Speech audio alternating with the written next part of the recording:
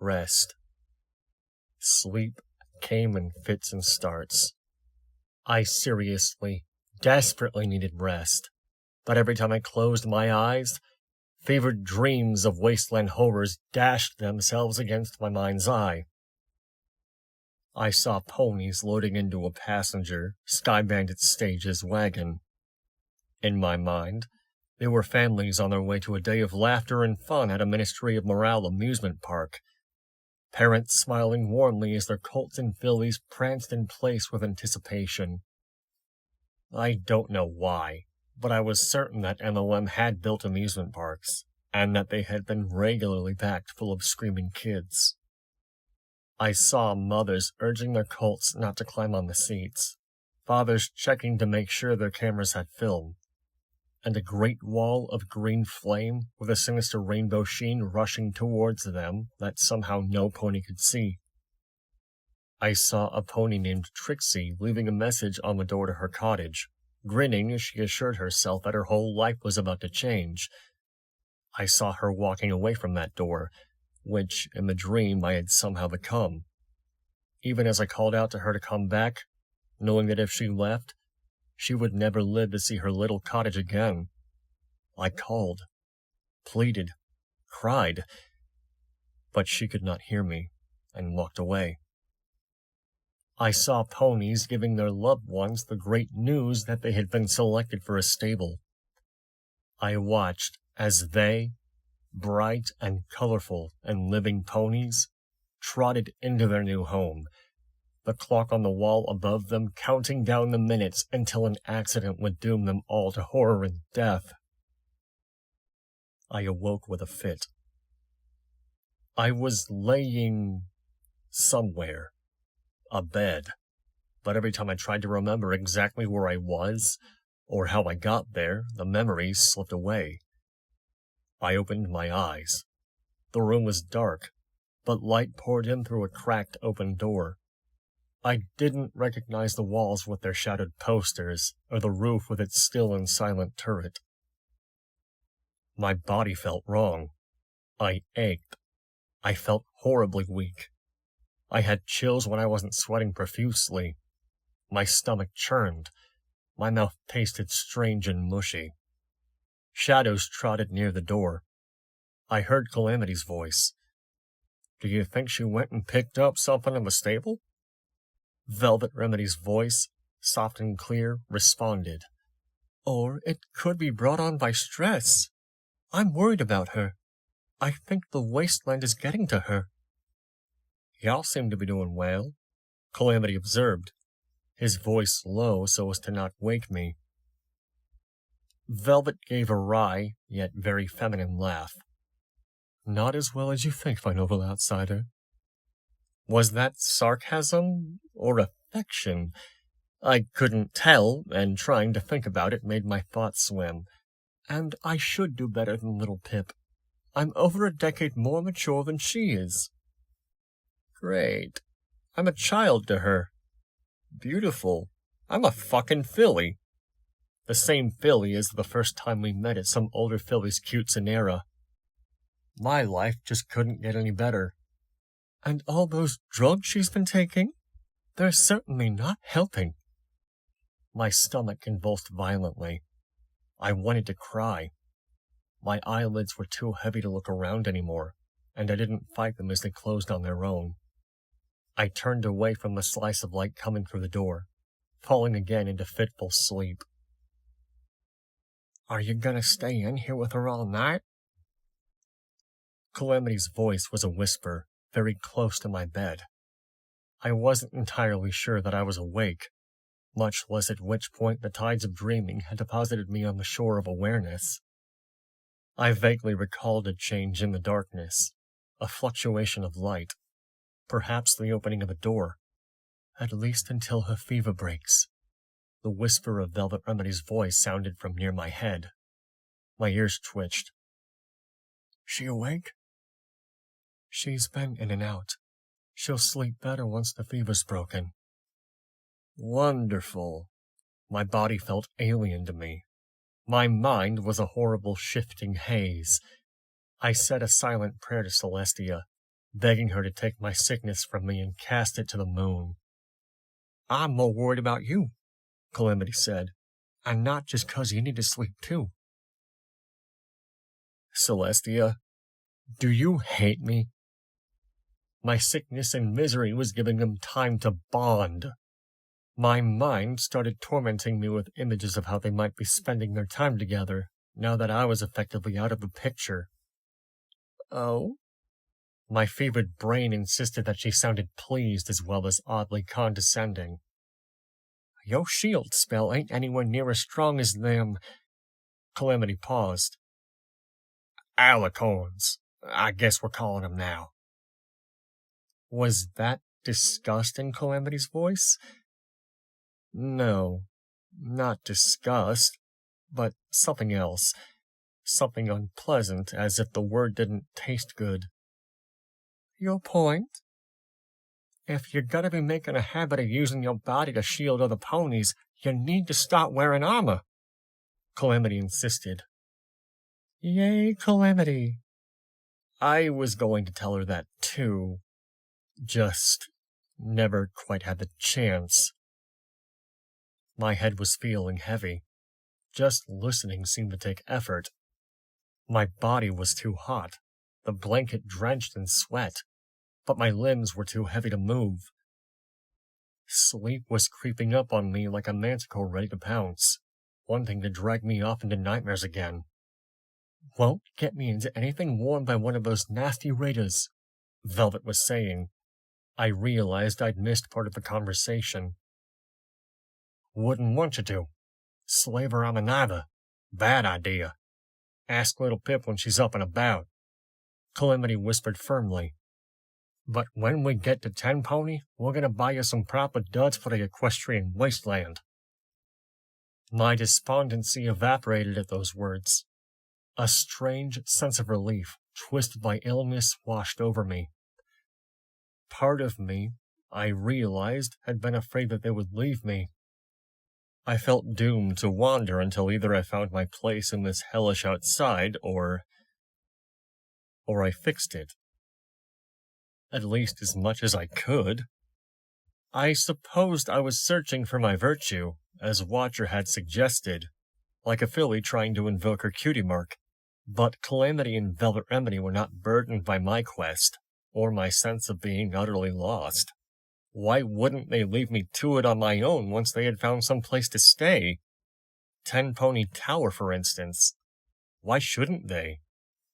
To hear them speaking of getting Velvet Remedy armor, something I firmly agreed with Calamity that she needed, even though I couldn't picture my elegant idol wearing anything other than classy dresses, to know that they were planning for a future wandering the equestrian wasteland, presumably with me, filled my heart with assurance and hope. But despite the warmth of these feelings, as I drifted back to sleep, my mind began to venture again down dark paths. I found myself wondering what, if anything, could have been done to save all the ponies of Stable 29.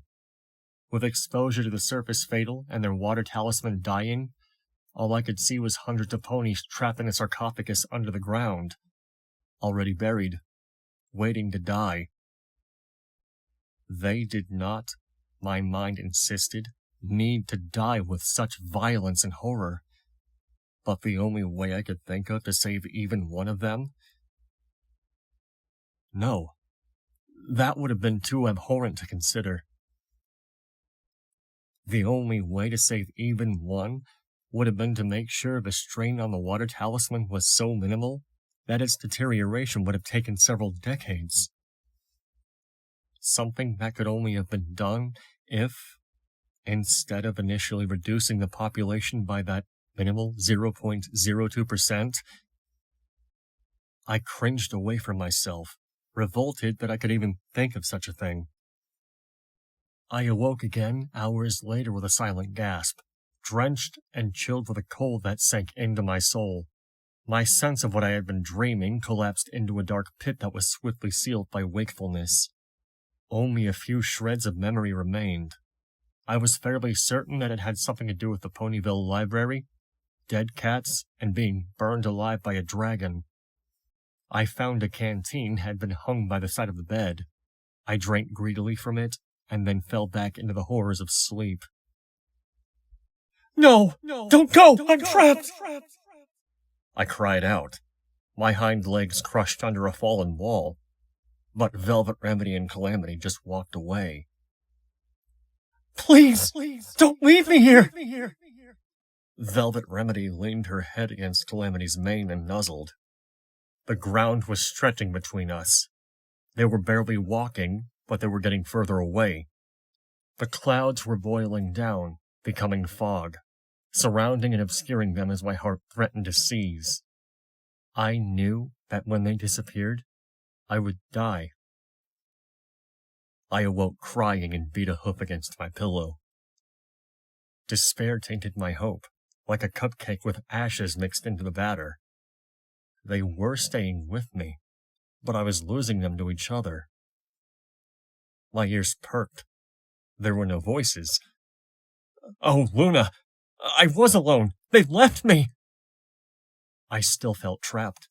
My head jerked up, looking around frantically. Gray daylight seeping between heavy curtains. Were they armored mesh? Raised the ambient illumination in the room. Something heavy pressed against my side. Turning, I found Velvet Remedy asleep, her head having fallen onto the bed beside me, pinning me under the blankets. Relief was like a flood of painkiller, numbing the irrational fears of my night terrors which clung to me like leeches. I was happy for Velvet and Calamity. No, I really was. I was just lonely. Lonely and frustrated.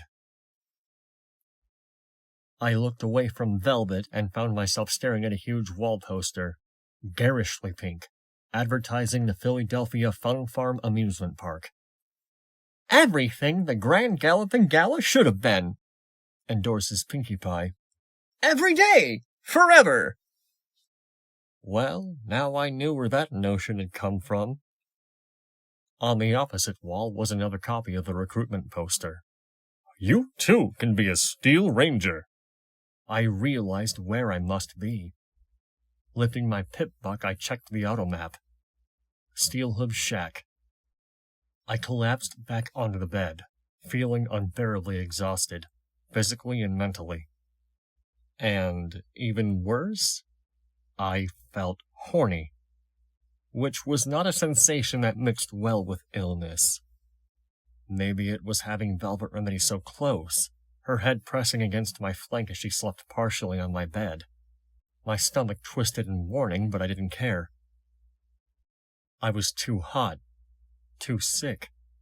But still, as I lay back, I tried to summon up daydreams that would relieve at least one of my symptoms, my hooves beneath my blankets. I turned to face away from Velvet Remedy in shame. I contemplated Candy, but her face and features were already faded in my mind, and the ending of my relationship with New Appaloosa would sour any fantasy. I considered the rainbow-maned mare from the memory orb, but no matter how well she had aged, she was still older than I wanted to fantasize about. And, even if I pictured her younger, the link between her and Calamity would just make it weird. Finally, I settled on daydreaming about the mare from one of my statuettes, the breathtakingly alluring white unicorn pony with her dreamy purple mane and tail. I enjoyed that as much as my sickness-addled body would allow, for maybe half an hour. Then, like a splash of cold water, I realized the mare I was fantasizing about was Velvet Remedy's great-something-or-other grand aunt. That murdered my fantasy and danced cruelly on its corpse. The weight of Velvet Remedy's head was suddenly more present than before. I could feel the warmth radiating from her, and my stomach knotted with guilt. Suddenly, I felt a heaving inside me and the taste of bile. Pushing to the edge of the bed, I vomited into the crevice between the bed and the wall. Still retching, my mouth foul and burning, my eyes shedding tears, I heard Velvet Remedy stir awake. My fall was complete. Now, instead of being a child in her eyes, I'd be Vomit Pony. I had no chance of stealing her away from Calamity now. Not that I ever did, or ever would. I'm not the kind of jealous, selfish pony. But, just saying, if I was that kind of pony, this would be the final nail in the coffin of any chance I had. I felt Velvet's weight lift from the bed as she pulled back from me. Oh, little Pip, are you okay? What a stupid question. Yet, I nodded, my head pressed against the wall. Let me get you some water. I waited for her to go, crying just a little against the wall, my coat matted in sweat, my head burning against the wall. Goddess, I'm pathetic. Velvet Remedy returned to give me water, to clean the wall and floor of my vomit, to bathe me and replace the sheets on my bed. I was in no state to enjoy any of it, but I could properly marvel that she took the time on some pony like me. My fever finally broke sometime that evening, and I finally slipped into a restorative, dreamless sleep. I awoke feeling like I hadn't felt in days. Sane. My body was weak, but not feeble, and I was warm and thankfully rested. My mouth tasted pasty, but my stomach was settled, and I found I was quite thirsty. I rolled over in the bed, wondering how long I had been half delirious, and spotted Velvet Remedy curled up on the floor fast asleep. My heart went out to her, recognizing how much I owed the older unicorn. Her head rested on an old jacket, and some pony had pulled a blanket over her while she slept. I was sure it was Calamity, and I was pleased. As I floated the canteen from the bedpost, the deep, resonating voice of Steelhooves carried in from the other room. Sorry, but I just don't buy it. I don't get ya, I heard Calamity respond. There was something in the tone of both ponies that caught my attention. My ears perked, and I drank quietly as I listened. Your group is like the beginning of a bad joke, Steelhooves elaborated. A covert agent, a princess descended from pre-war aristocracy, and an outcast from an advanced civilization trot into a saloon, and try to tell ponies that they're completely normal. I nearly choked.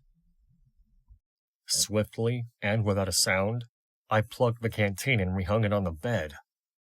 You think we're lying? Thank you, Calamity, for sounding offended. I think either you're lying to me, or they're lying to you. I heard a stomp I assumed was from Calamity. What makes you think? Because I was conscious, if barely. I saw all of us down for the count. That alicorn was at full strength, unimpaired. Her magical shield shrugging off grenades. Then, a moment later, she was dead. The low voice gave a grave accounting of our meeting battle like a schoolteacher reading test scores. A single bullet hole, right through the brain. You want me to believe some innocent young mare just weeks out of a stable did that? Do you even believe that? I didn't like how quiet Calamity was before saying, Yeah, I do, 'cause that's what happened.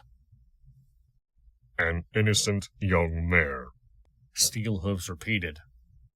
just out of a stable, with refined criminal skills that let her pick every lock and hack every computer, even when no pony else in 200 years has managed the feat. I frowned. I had to admit, I'd wondered about the lack of other skilled lockpickers myself. But then, I also knew that I had honed my skill in precise telekinetic lockpicking over years as part of my attempt to conjure my cutie mark.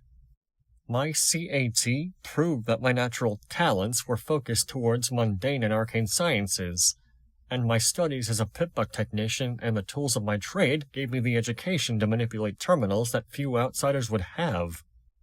But most of all, I knew that I hadn't been anywhere near as good at either of these things when I left Stable 2 as I had become since. I had been reading books and getting a lot of practice, Steelhooves continued. For that matter, a stable that is still in closed operation, it's hard enough to find a stable whose population survived. A dark cloud threatened my mind at that. Calamity's voice was low, and perhaps a little dangerous.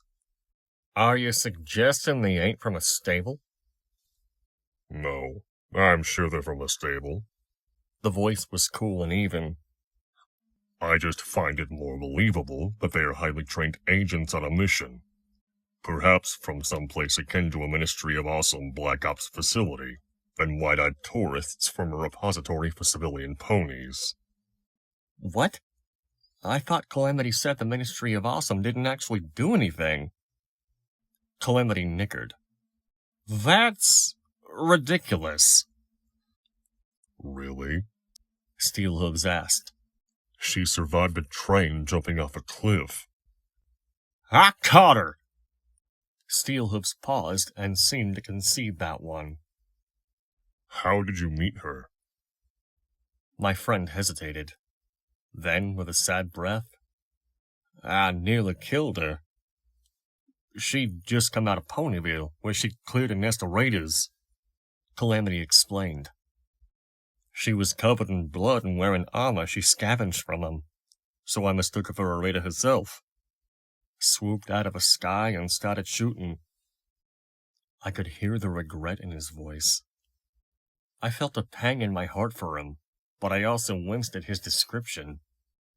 Even Calamity seemed to do a double take at how that sounded, because, after a pause, he quickly followed with, They were raiders, mind you.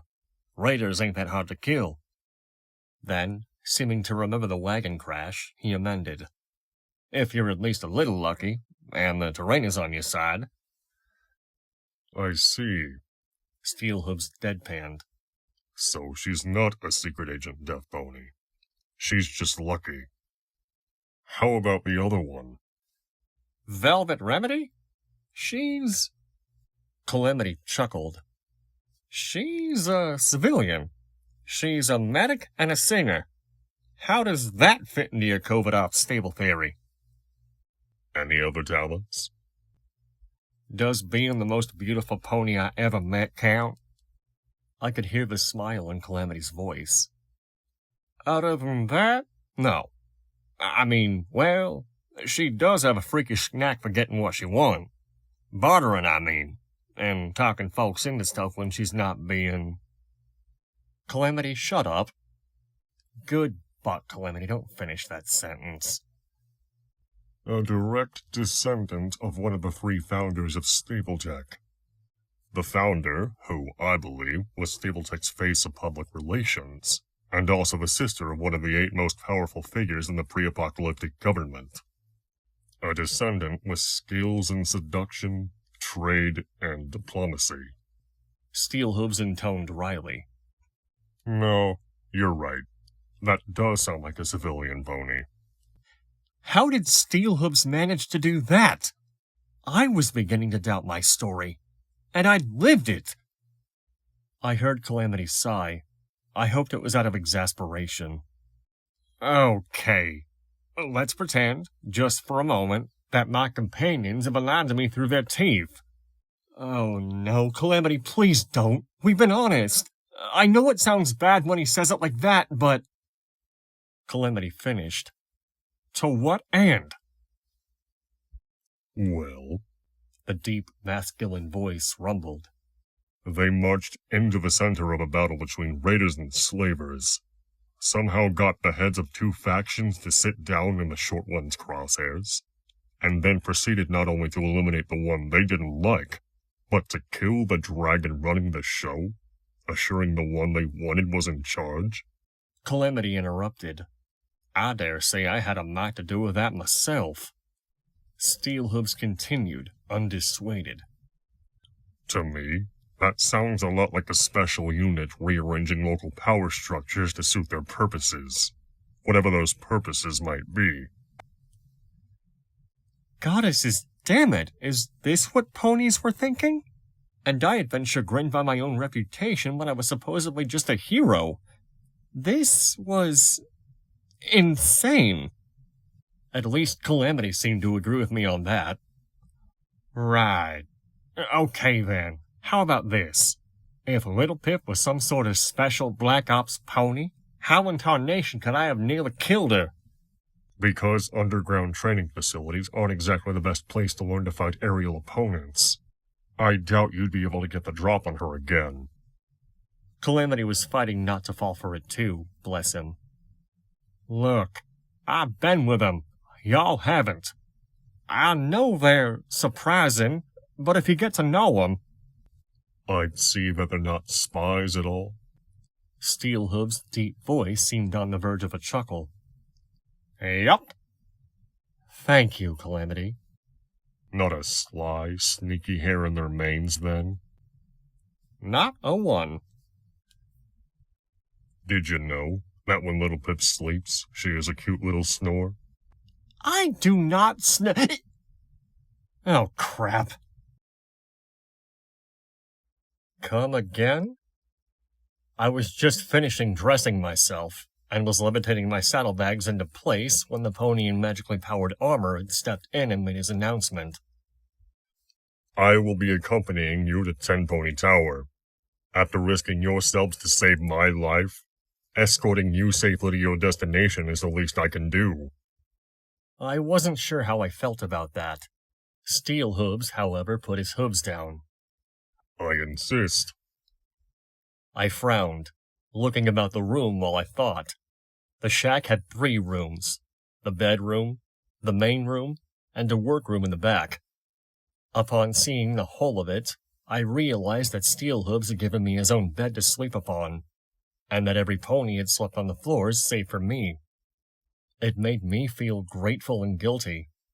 This was not the bedroom I had spent the last several days sick in, but the main room of the shack, featuring a dinner table, rows of metal lockers, a desk with a glowing terminal, and a few scattered trophies as decorations. Above the desk was a banner, a half-apple with an inlay of 3 magical sparks ringed by gears, held by crescent-shaped wings and overlaid by a sword of war with a mouth-brace hilt. It was the same emblem that adorned the flank of Steelhooves' battle armor, right where his cutie mark would be hidden beneath. The Steel Rangers. I sighed. You'll have to ask the others, I said, cinching my saddlebags tight. I started to strap on the holsters and slings for my weapons. I already spoke with them on this. They claimed you're their leader. What? Why? I was really the least qualified to be in charge, because the radio kept saying so? I added that to the list of things to talk to DJ Pomfrey about when we arrived at Ten Pony Tower. I looked over to Velvet Remedy, but she was laying on the floor, her mind lost in the Fluttershy memory orb. In the back room, I could hear Calamity working on the weapons he had procured from Stable 29's armory. Our pockets were now filled with common, low-caliber ammo that fit none of the weapons we preferred to use, and Calamity was swapping parts and doing repairs on small pistols and low-powered rifles meant to use those bullets. Not that we expected to use them. Only the armory's supply of shotgun shells was likely to be of service to us, but both weapons and ammo would be valuable trade goods. A radio in the back room played DJ Pomfrey's radio station. The sounds of a quartet of ponies gave way to a melody of sorrow, fear, and hope, and the vocals of a pleasant-sounding buck who was 200 years dead. I want to calm the storm, but the war is in your eyes. How can I shield you from the horror and the lies? When all that once held meaning is shattered, ruined, bleeding, and the whispers in the darkness tell me we won't survive. Strapping my sniper rifle into place, I finally looked at Steelhooves. But my answer faded when I saw he was looking away. His gaze focused on a small picture in the corner of the room that I hadn't noticed before. The picture of an elder orange mare, her yellow mane salted with gray under her cowpony hat. He swayed slightly. I felt a gravity in the room that told me not to speak. I did move forward for a closer look, but I already knew that I had seen this mare before. many times. Her statuette was in my saddlebags, as was the memory of her at what had been Pinkie Pie's last party. I was certain now that the memory of Steelhooves was in that orb too. Beneath the picture was a display safe. Inside, perfectly preserved, was yet another statuette of the bucking orange pony, Be Strong, in the glory of her youth. On top of the case was a small, silk-lined box, much like the one I had found in Vinyl Scratch's safe, within which sat a single memory orb. Steelhooves only stirred again when the song ended, the last refrain echoing into nothingness. You knew her, didn't you? I asked softly, gently. Steelhooves turned towards me.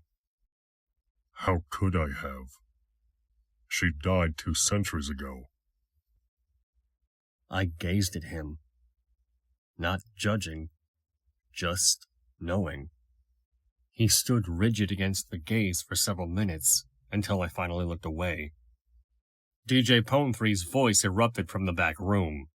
Got your ears up, faithful listeners? 'Cause I've been talking and some of you ain't been listening.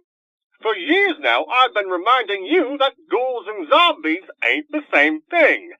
Ghouls are ponies who've had the misfortune of soaking up a major dose of magical radiation and not dying. That stuff twists and rots their bodies. But unlike zombies, their minds are still like those of any other pony, and they deserve to be treated as such. Well, some of you ponies up in Ten Pony Tower didn't get the message, and when Sheriff Rottingtail kept pressing for him and his ghouls to be allowed inside, just 'cause they were sick of being hounded by manticores and slaughtered by bloodwings, Chief Grimstar, the head of Ten Pony Security, responded by hiring a bunch of mercenaries to scour the tenements along the Celestia line and wipe them all out. In an interview, when asked how he had managed to be such a supreme douchebag, Chief Grimstar had this to say. Another voice, gruff and irritated, came through the radio speakers. Fuck off! I did what was right by those I swore to protect. DJ Pone3's voice returned. Just warms the heart to know that there are ponies steadfastly defending prejudice and bigotry, doesn't it? Thank you, Chief Grimstar, and may Celestia bless you with a kiss from the sun. The last certainly sounded like it was said through gritted teeth. I shook my head. On the one hoof, I actually felt relief to hear a news report that wasn't about me. But on the other, I had experience with both ghoul ponies like Ditsy Doo and actual zombie ponies. I knew the difference, and the idea of some pony endorsing wholesale slaughter of innocent ghouls just because they couldn't be bothered to discern between them made me hurt and tinged my vision with red. The deep, masculine voice of Steelhooves nickered from within his metal helmet. Not a fan of ghoul supporters, I take it? I looked at him in confusion that bordered on several darker emotions. My disgust had clearly been evident in either my face or my body language. It hadn't occurred to me that my reaction could be easily misread as directed towards DJ Pone3 himself. One of the wisest, kindest ponies I've met in this blasted hellscape is a ghoul pony. I spat at him. Her name is Ditsy Doo, and she's easily worth any 3 Steel Rangers put together. Not for fighting skills or fancy weapons, but for the quality of her character. I stomped a forehoof hard enough to sprain it. DJ Pone3 is right, and if you don't get that, then you have no place traveling with us. Steelhooves said nothing, but began to pack. I gazed at the leftover parts strewn across the workbench in Calamity's wake. Now that I had all the parts to build my poison dart gun, I should use this opportunity to put it together.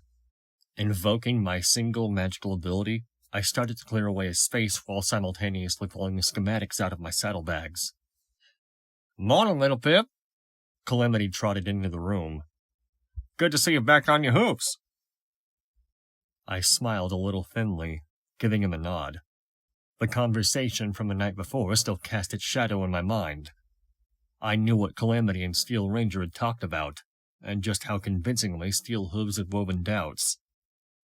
Calamity knew I'd been eavesdropping, but neither of us had said anything.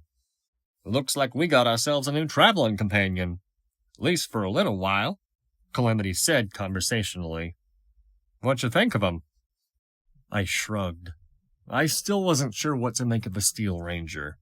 I'd seen the shadows of both good and bad in him, but it was too soon to do anything more than hop, skip, and jump to conclusions. From Calamity's cautious tone, I could tell he was having doubts about Steel Hooves. "I'll admit we could use the firepower," he offered graciously. "Be damned useful having an explosive ordnance specialist like that in the saddle if we run into any more of them, alicorns." I nodded, having begun to worry about the next time we encountered those creatures, if my suspicions were right. "On the other hoof," Calamity started to say, then stopped as if questioning whether his opinion was worth voicing. I turned to look at him and lifted a hoof in a way for him to go on. "Well, let's just say that the Steel Rangers ain't exactly got a reputation as champions of the common pony."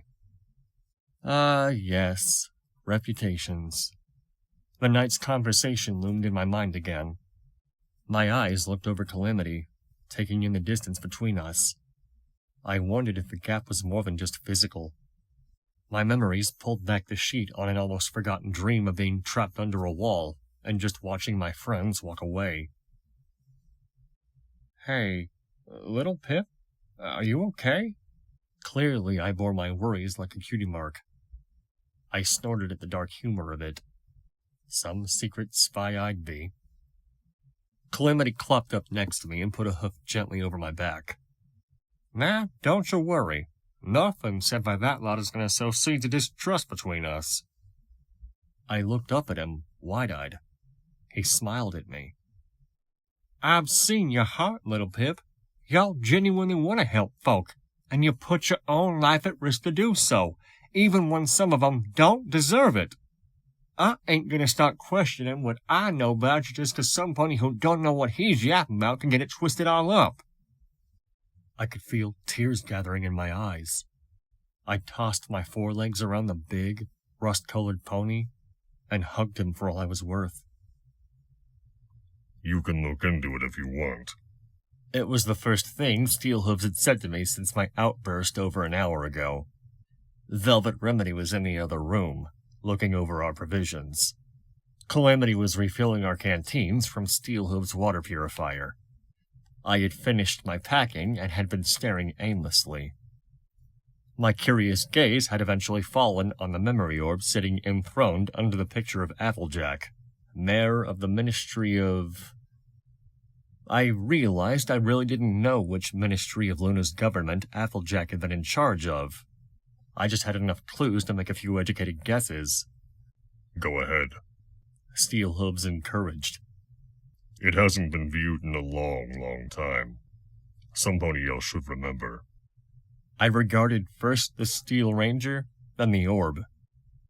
I had to wonder why any pony other than a unicorn would be keeping one, since only unicorns could access the memory stored within. It made no sense, I realized, unless that pony was keeping it so that it could be shared, or safekeeping it.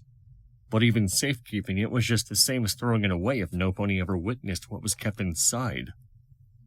I nodded, respectful of what I was being offered, then leaned forward, pointing my horn towards the sphere and touching it with my magic. My world fell away. I was harnessed to something. We were standing off stage, concealed in darkness by a heavy curtain. Applejack stood next to me, staring out at the dark stone stage, the podium with the microphone and speakers, the mumbling throng filling the auditorium in front of it, the huge brass MWT logo on the wall behind it. I, or at least the pony whose memory I was riding, only had eyes for her. She looked nervous, not to mention uncomfortable in her formal business dress. I can't do this." I felt myself speak, heard the words coming from my mouth, You'll be fine. The voice was deep and strong, like steel hooves, but not nearly so gravelly. They hate me. Half of them already been saddle sore because I started putting all my hooves into the ministry instead of just letting them do what they wanted. But bringing in Twilight's ponies?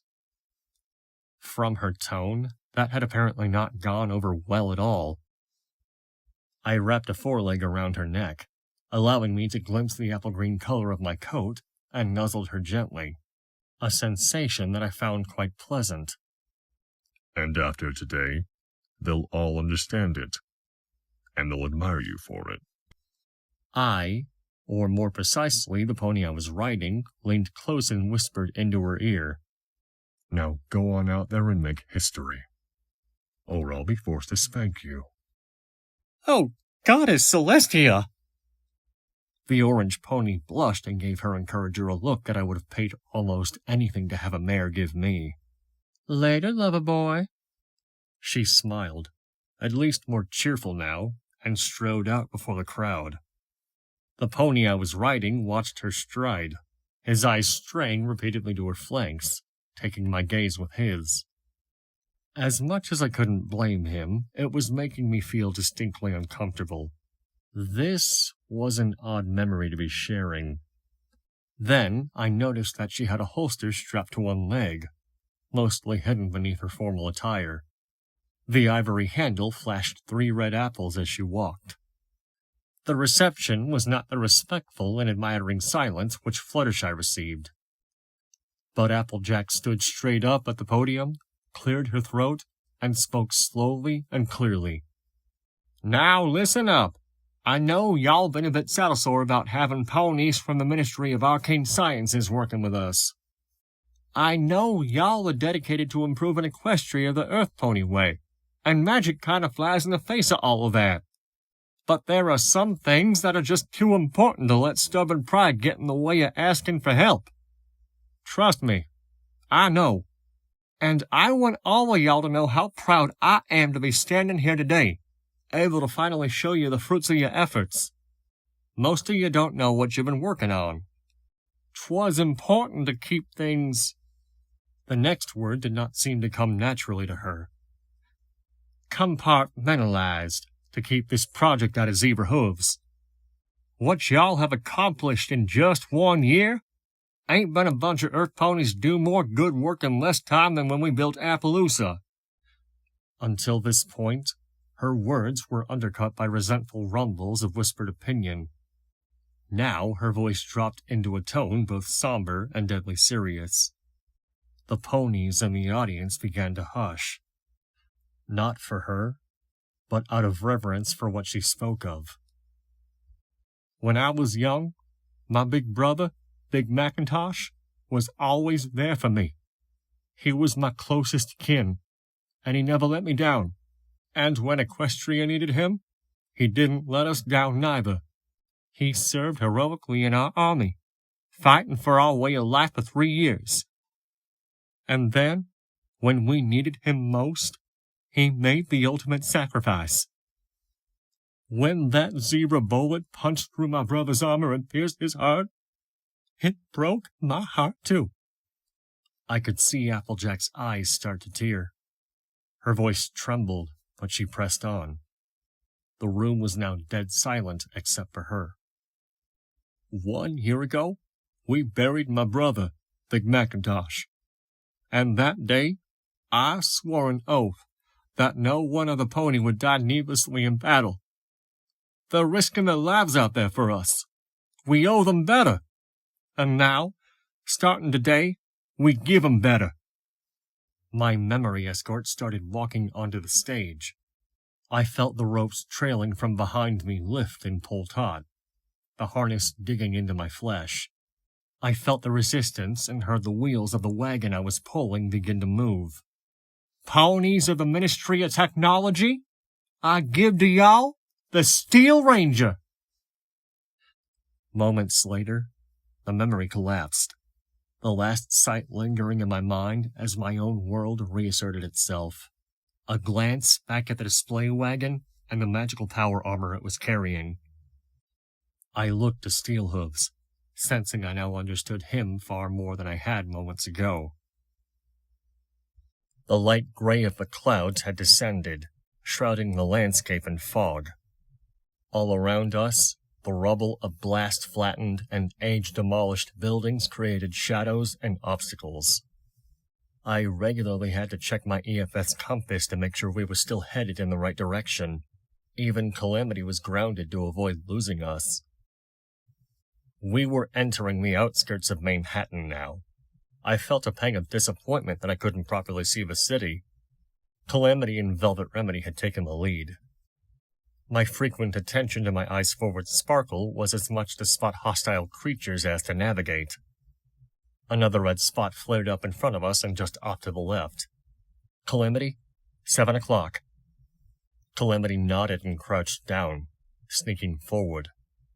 The fog wrapped about him, concealing him from my vision, but my EFS compass marked his position.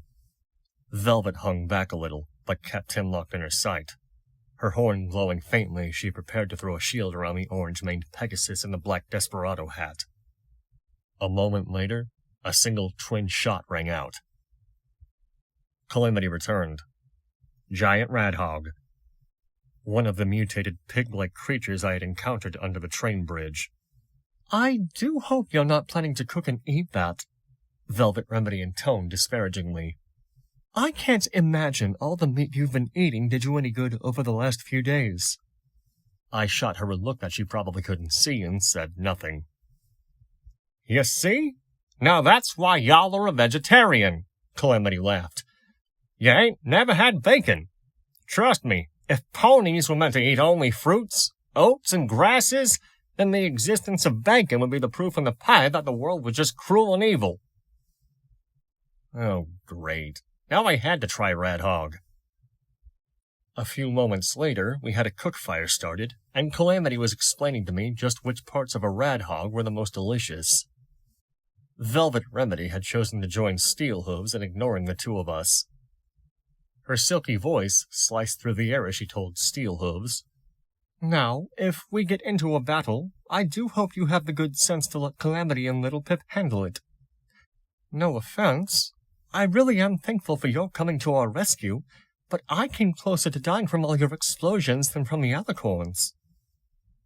I hadn't thought of it that way, but Velvet Remedy had a strong point.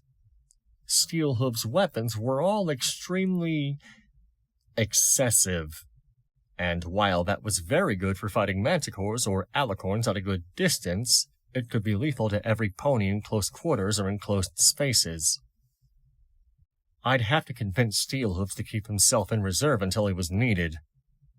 I wasn't sure how that would go over with the Steel Ranger.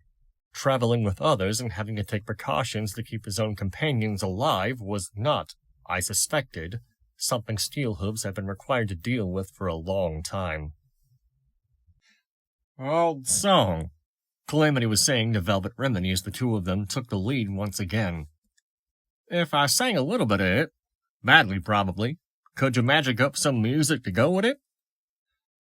Well, Velvet said uncertainly, I could certainly try. Then, with a reassuring smile, and your voice is quite good. If you took some singing lessons, you'd be very pleasant to listen to. I rolled my eyes. That's my Velvet. No, that's Calamity's Velvet, I reasserted to myself, and then wiped the whole thought clean. Velvet Remedy was Velvet's Velvet, and would be until she said otherwise, and even then, only so long as she allowed it. Calamity was going to be Velvet's Calamity, and I was not going to be a jealous third wing. Steelhooves was bringing up the rear. I dropped back, choosing to engage him in discourse rather than dwell on the two ponies in front of me. Trying to strike up a conversation, I told him I had a question about the memory I'd seen. What question? His voice suggested there were a great many questions he suspected I might have, and that most of them were not really my business. The Ministry of Technology. YMWT. When the unseen pony spoke, I could hear a touch of relief in his voice. Officially, it was the Ministry of Wartime Technologies, but Applejack hated that name. She was always the first to point out that the technological innovations that MWT championed and subsidized benefited all of Equestria, not just the war effort. I nodded, listening intently. It was a subject that Steelhooves had some warmth for, but a small flash of green in the sky above us distracted my gaze. I looked up, but saw nothing. I turned to ask Steelhooves if he had seen anything, but he was continuing to speak about Applejack's ministry. I doubted a skywagon crash would have diverted his attention. Under the ministry's guidance and support, dozens of innovative technology industries blossomed across Equestria, and existing ones became a lot more powerful, their products becoming part of every pony's daily life. Companies like Ironshod, 4 Stars, Equestrian Robotics, and even Stabletech. He turned his helmeted gaze down towards my pip-buck. So why use a name focused on war? It should have been the Ministry of Technology. I heard music. Not Velvet Remedy or Calamity. Patriotic gala music whispering out of the mist. I stopped, turning in place until the little blip of light appeared on my compass. Every pony, please, hold up. I want to check something. Alone? Steelhooves questioned. Yes. I nodded. It's okay. I'll be right back. She do this a lot? I heard him ask my companions as I slipped off into the mist, following the sound. Do what?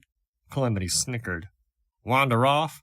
Break travel to explore random ruins? All the time. I was approaching a building.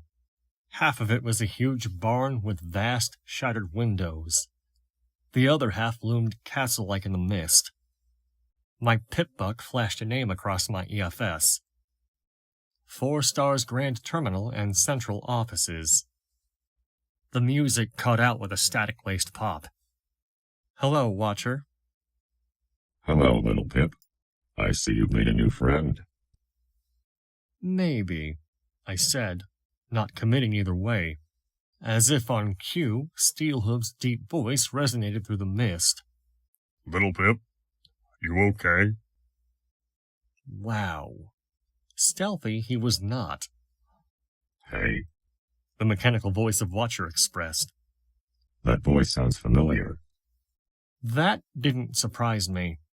Steelhooves' voice was very distinctive, and if Watcher had been snooping on the equestrian wasteland for any length of time, it may very well have spied on the Steel Rangers. Watcher. Now there was some pony who deserved to be suspected as a covert ops spy pony. I looked around for the sprite bot, but the fog concealed it expertly. Instead, I spotted twin vending machines, Sparkle Cola and Sunrise Sarsaparilla, and a third set just a few yards down from them, Ironshod's Ammo Emporium. The last had been torn open and thoroughly looted.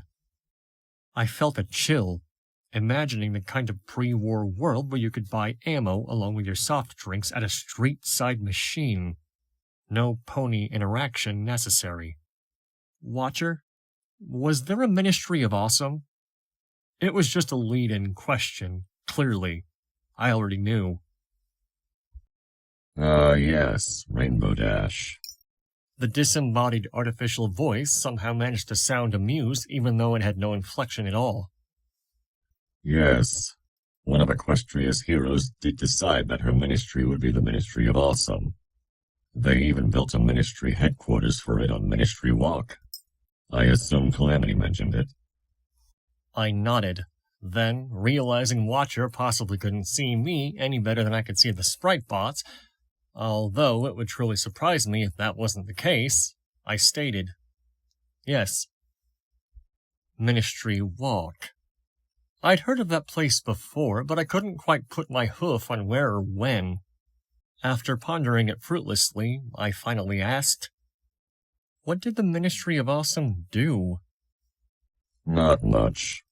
Watcher said to my great sense of relief. I mean, Rainbow Dash did throw 2 or 3 projects their way. The Single Pony Project was one of theirs, for example, but for the most part they just lounged around and did nothing.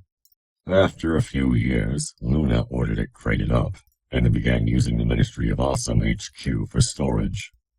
Another question came to me. I activated my Pitbuck's inventory arrangement spell and opened my saddlebags, then stopped, checking to make sure. Can you see me?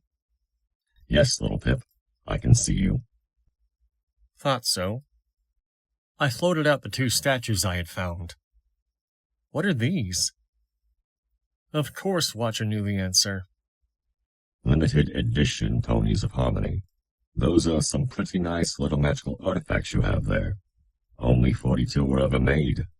42? I was expecting closer to 6.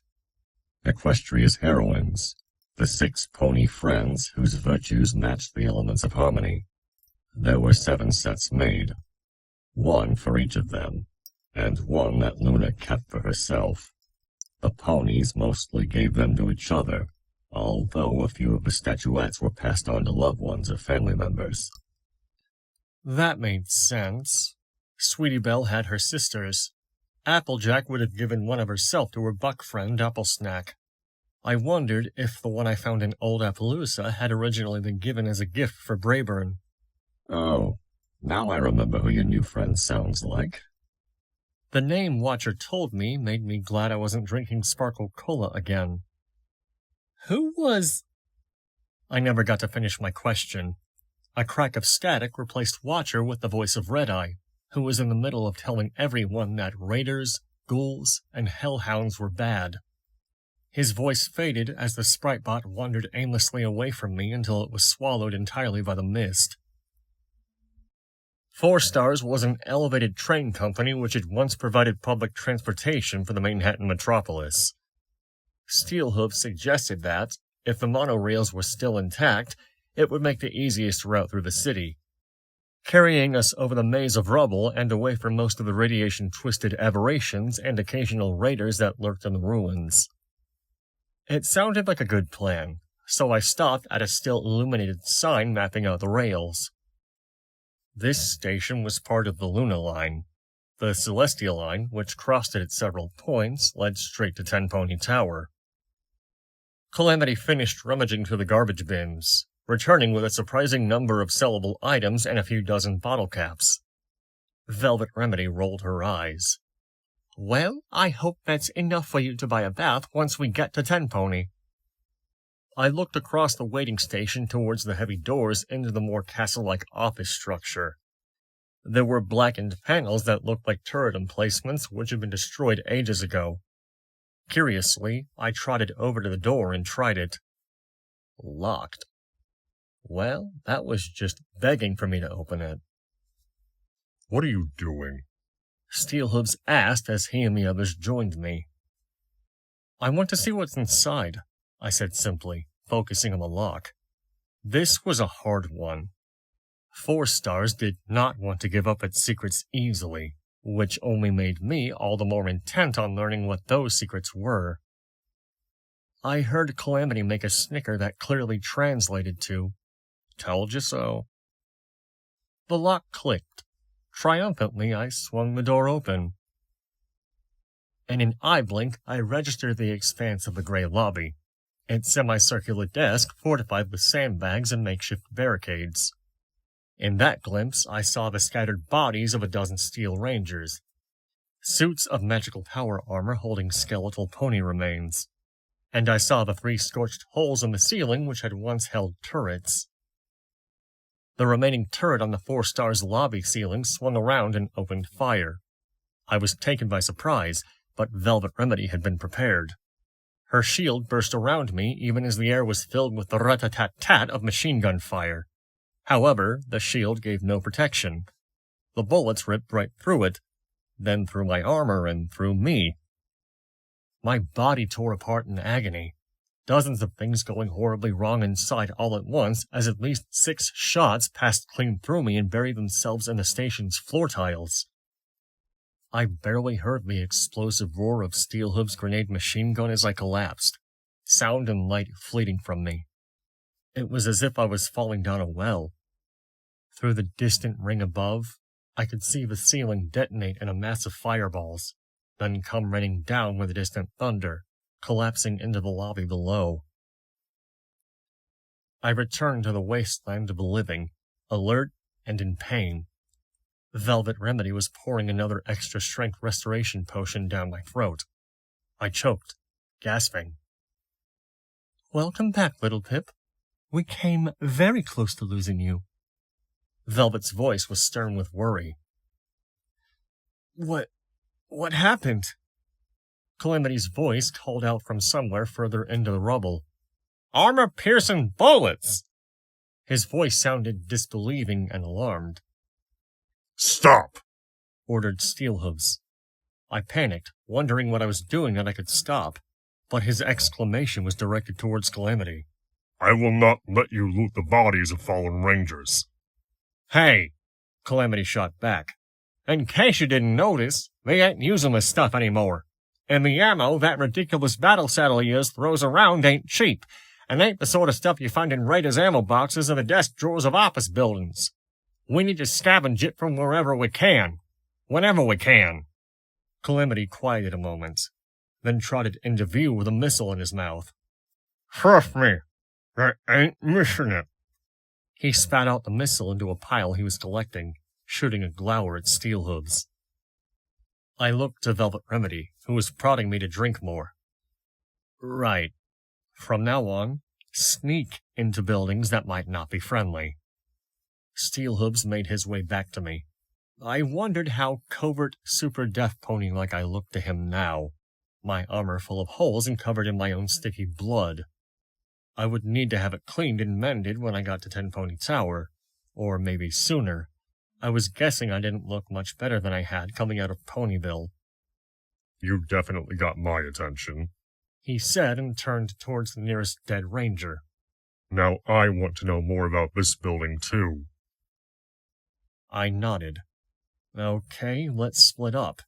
I considered keeping Velvet Remedy at my side, but realized it wasn't the best play. Steelhooves with me. Velvet, would you mind staying with Calamity? You two look into the rest of his floor in the basement. We'll check out the offices upstairs. Velvet smiled, then fixed me with a harsh stare. Be careful. A lot more careful than this was. I promised. Attention all 4 Stars employees. In conjunction with the new safety and security protocols, all employees will be issued a standard military-class firearm. This firearm is to be worn at all times while on company property. Failure to do so, or failure to keep your firearm well maintained and properly loaded, will be grounds for termination under Employee Uniform Policy 13-B. In the unlikely event of incursion onto 4 Stars private property by government forces, all employees are required to defend 4 Stars proprietary property and executive personnel. All employees are therefore required to attend at least one of the 3 4-star defense and teamwork building weekend training programs this month. Failure to do so will be grounds for termination under Employee Attendance Policy 6-F. Daisy May will be providing some of her lovely baked flour cookies for refreshments after the FSD-TV exercises. Yum! I'd read that same message before. It was on each terminal I'd hacked into. It didn't make any more sense to me now than the first time. I looked over to Steelhooves, checking to make sure everything was all right before I clicked the next one. I figured now was as good a time as any to ask. Steelhooves, have you ever heard of someone named Flutter Guy? Steelhooves whinnied. What do you ask? Oh, I heard some pony say your voice sounded like Flutter Guy. Steelhooves gave a little stomp. Heard that before. My ears perked. I figured it was a long shot at best that Steelhooves would have knowledge about the pony Watcher had mentioned. I opened my muzzle to ask, but he silenced me. It's just a joke.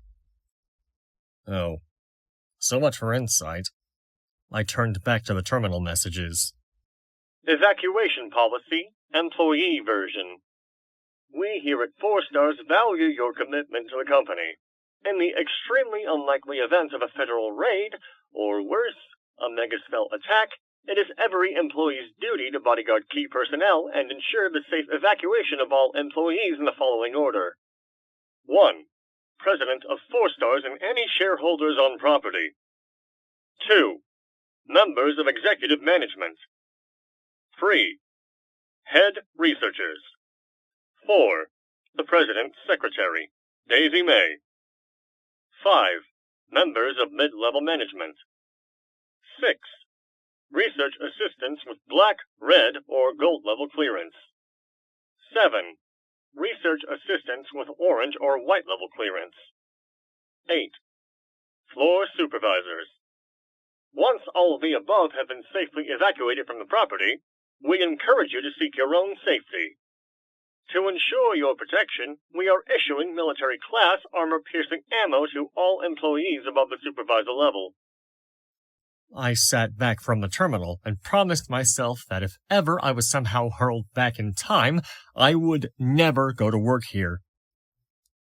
There was a surprising amount of still functional Arcano technology in this building. Or, at least there had been.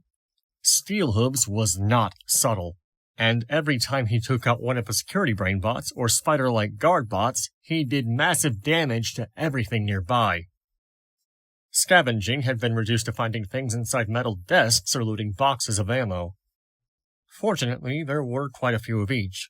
Nobody had safely broken into this place in centuries, and the sheer number of ammo boxes alone could have supported a small army. Calamity had been right. Not one of the boxes included missiles or grenade ammo. But we had enough of just about everything else, including a lot of armor-piercing rounds, to last a good long time, with extra to sell. The prevalence of armor-piercing ammo had Steelhooves convinced that this place had been fortifying specifically against the Steel Rangers. There was one more, and this one seemed a private message, not duplicated on any other terminal yet. Satin. I hear that the Ministry of Morale got her. Charges of sedition. MOM agents broke into her house in the middle of the night last weekend and hauled her away. Management is throwing fits on the floor above me. They seem sure that Satin will say something, or worse, remember something. All I know is, I'm expecting armored ministry goons to buck the doors any day now. Fuck these Appleseed shooters. I'm going to start bringing my gun from home. Steelhooves turned away, protecting my flank as I snuck forward. I split my attention between the hall and my EFS compass as I scouted ahead, checking rooms, digging into desks, and looking through bookshelves, until another splash of red lit up on my compass. Backtracking, I pointed Steelhooves in the direction of the next hostile. Then I lingered back in a side room, not wanting to be caught in the backwash that accompanied any attack he made in a narrow hallway. A robotic voice called out, "This is private property, federal pigs. Surrender and be annihilated." It was immediately followed by the whoosh of a rocket. The hallway erupted in flame. To my surprise, I heard Steelhooves hit the floor. Luna shitting moon rocks! That was from a security robot! What kind of robot fires missiles? I pulled out my sniper rifle, loading armor-piercing bullets into it. Then, crouching low, I took a peek around the corner. The robot took up most of the hall, and looked like the mutant child of a Steel Ranger and a tank. Its 4 legs ended in treaded balls that propelled it slowly down the corridor. I counted at least 3 weapons, including a missile launcher turret and a minigun set into a swiveling chest mount that could rotate 180 degrees around the robot's frame. My mind searched for an appropriate level of profanity, but came up blank as a newborn's flank. The thing was rolling towards Steelhooves, who was moving, but down. The chest minigun swung towards the fallen ranger. I was quite certain that it had armor-piercing ammo of its own. Leaping around the corner, I swung the sniper rifle and stared down its scope. That minigun stopped pointing towards Steelhooves and began to point towards me as I slid into Sat's targeting nirvana. The sniper rifle roared off 3 shots in quick succession. The first 2 bullets punched small holes in the head of the tank-like sentinel, seeming to only slightly impair its targeting. The sentinel's minigun tore up the wall, a single bullet tearing into my armor for a deeply grazing hit across my left flank. My third shot struck into the missile turret, which promptly exploded. The rockets were designed to take out a Steel Ranger. They were just as effective in rendering the Sentinel inert. My left hind leg felt wobbly, fresh blood mixing with the matted, sticky mess of my coat. I hobbled over to Steelhooves. His armor was administering healing potions and bolstering drugs. The armor's self-repair spell was consuming scrap metal from an armored compartment over his right flank, rebuilding itself. I stopped for a moment to marvel at what Applejack and her ministry had created. "Will you be okay?" I asked. Steelhooves nodded, stalwartly not moaning. "Then I'll be right back. I want to know what that monster was guarding." The Sentinel robot had been guarding the office suite of the President of 4 Stars. The desk was armored, designed for use as a barricade, and there was a hidden panel in the wall. Well, it would have been hidden had it been closed. The desk was locked. Picking it cost me a bobby pin and netted me what looked like a security pass card. I nickered at the irony, suspecting the card would have let us freely pass by all the robotic security we had to fight through to get here. Several locked boxes of ammo were hidden under the desk. As I opened the first, I found half a dozen Matrix disruption grenades. I knew immediately that they were designed to disrupt the spell matrices of Steel Ranger armor, rendering them helpless just as the Alicorn's attack had done to Steelhooves. But I couldn't help thinking how such grenades would also disrupt the more mundane technologies of most robots, including the one guarding this room. Magical shotgun of dragon slaying in the dragon's chamber indeed. It took me several tries to hack into the computer, each time backing out before it could recognize the intrusion and lock me out completely. Evacuation Policy Executive Version. When Manhattan suffers a megaspell event, or worse, if the Ministry of Morale stages a raid on this property, all executive officers of 4 Stars are to proceed to the basement stable in accordance with evacuation procedures ZS-1A-5D, listed below. Please keep to your assigned routes. The 4-star stable is guaranteed to keep you safely protected in the event of either catastrophe, and has food, water, and even medical supplies to outlast a complete megaspell event. Nearly 12 whole weeks' worth. The FSS also includes an armory, firing range to keep in practice, and plenty of reading material to keep you occupied. These include instruction manuals on how to acclimate yourself to the new exterior environment once after effects of megaspell detonations have subsided, and proper etiquette for greeting our ruling Zebra benefactors. Okie dokie, Loki. Steel Rangers were not Ministry of Morale. Some pony had called in the big guns. And worse, the ponies in charge had been expecting it. What were they doing? According to the attached map, the hidden stairs would lead us right down to the basement. We should be able to meet up with Calamity and Velvet Remedy swiftly from there. I began picking the lock on the weapons cabinet. Like the terminal, it pushed the limits of my skills. I was tempted to use one of my party time mentals to give me that extra edge. But just before I gave up and did so, the cabinet opened. Inside was an armored dress unlike any I'd seen before, red and black with golden trim, perfectly preserved. I pulled it out and draped it over my back, thinking Velvet Remedy would look stunning in it. The armor also came with a helmet, but I was tempted to leave it. The flourish of red feathers almost screamed target. Also inside were several assault carbines of a peculiar and impressive design. One of them was scoped and fitted with a silencer. It had a custom wood-carved handle stained with stripes of white and black. "Been waiting for you, little Pip." Calamity smiled at me as I joined him in the basement. He and Velvet Remedy stood before a door sealed with a terminal. Looking at the terminal, I was pleased to discover that it had a magic eye for scanning pass cards. Damn thing would be useful after all. I offered Velvet Remedy the outfit I had found. She shunned the helmet as garish, but soon had Calamity helping her into the armored dress. I turned my attention to the terminal, floating up the pass card. Where in the hell did you find that? Steelhooves' voice boomed as he finally caught up with us. I turned to look at him as I telekinetically held the pass card in place.